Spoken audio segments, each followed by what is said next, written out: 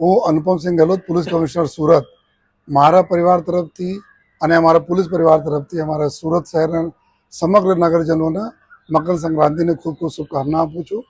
ભગવાન સૂર્ય જે રીતે ઉત્તરાર્ધમાં પ્રવેશ કર્યા છે, જો આપની જિંદગીમાં બી આ રીતે જો ઉત્તરોત્તર પ્રગતિ થતી રહે એ બધાને શુભેચ્છા આપું છું.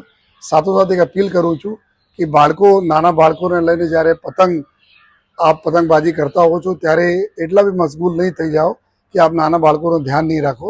એના બહુ ધ્યાન રાખવાની જરૂર છે. અગાસી ઉપર હોય, કોઈ પડે નહીં, કોઈ દોરીઓ હોય છે, દોરી એના ગળામાં લાગે નહીં જોઈએ.